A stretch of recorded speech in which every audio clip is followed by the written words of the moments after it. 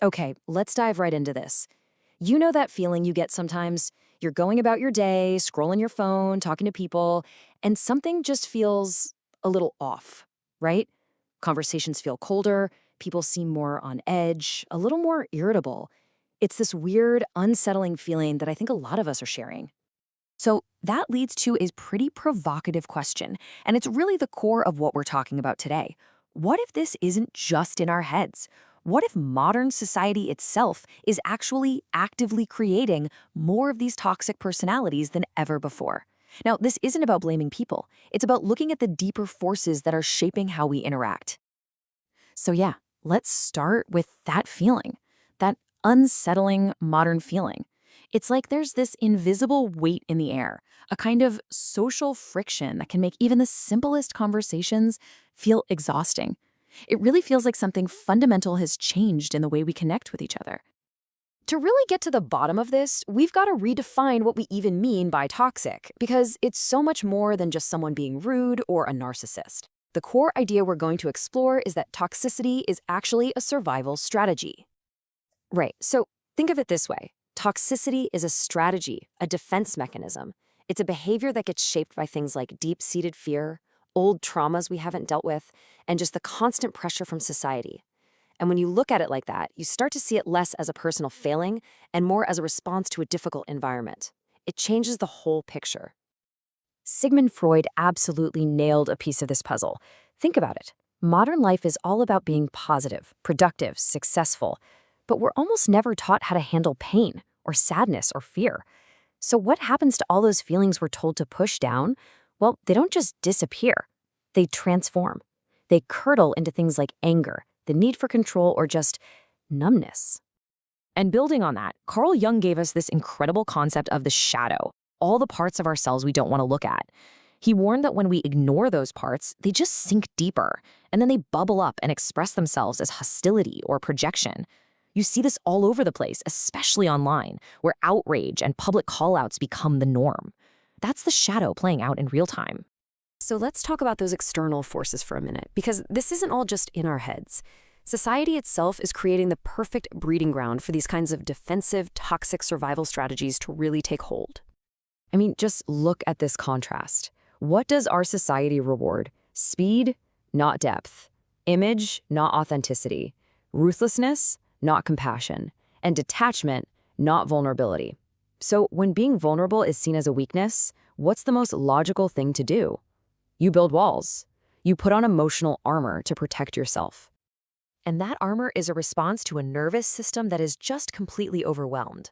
We're slammed with chronic stress, financial stress, information overload that keeps us stuck in fight or flight. Thinkers like Viktor Frankl called the result an existential vacuum, a deep lack of meaning.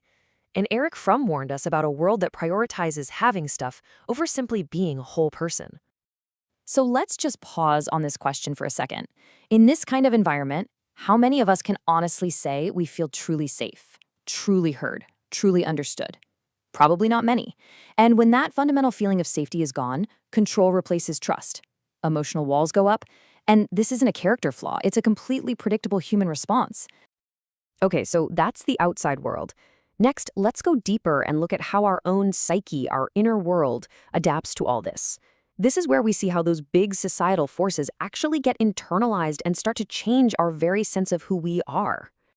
The psychologist Donald Winnicott came up with this brilliant idea of the false self, and it pretty much happens in these steps. First, as kids, we learn that love and approval are often conditional. They're tied to our performance, our grades, our achievements. So pretty quickly, we learn that just being our messy, authentic self is risky. So what do? We create a mask, a false self that's impressive, agreeable, and above all, safe. Over time, we can get so used to this mask that we lose touch with who we really are underneath. And this quote from Andre Malraux just hits so hard. Man is not what he thinks he is what he hides. It gets right to the heart of it. What we hide, our fears, our insecurities, our shame, that's often a truer part of us than the polished version we show to the world. And we need to be really clear about what we're hiding. When we say trauma, it's not always one big dramatic event. It can be the slow, chronic drip of not having your emotional needs met. And shame? Shame isn't just guilt for doing something wrong.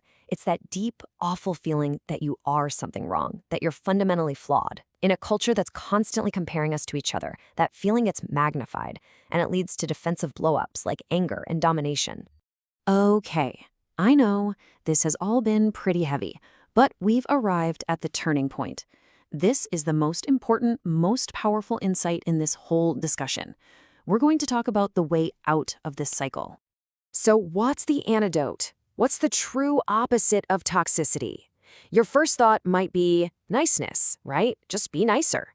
But niceness can be just another mask. The real opposite, the true solution, is consciousness. It's about waking up. So what on earth is consciousness? It's not some abstract philosophical thing. It's a psychological muscle. It's the ability to feel that flash of anger or that wave of fear and not immediately dump it onto someone else. It's the power to create a little space, to pause, to observe what you're feeling, and then to consciously choose how you respond. And this brings us to maybe the single most important actionable idea we'll cover from Viktor Frankl, a man who survived the absolute worst of humanity. Between stimulus and response, there is a space. In that tiny little gap between what happens to you and how you react, that's it. That's where your power is. That's where your growth and your freedom live. That space is where toxicity goes to die. So what does this look like in practice? Well, it's an inside job. It means taking ownership of your own shadow, as Jung would say. It means practicing emotional integration, which is really just a fancy way of saying you actually name and feel your feelings instead of running from them. It means redefining strength, not as being tough and numb, but as being brave enough to stay open. And it means consciously building a life that feels meaningful to you. So, this really brings it all back home to you.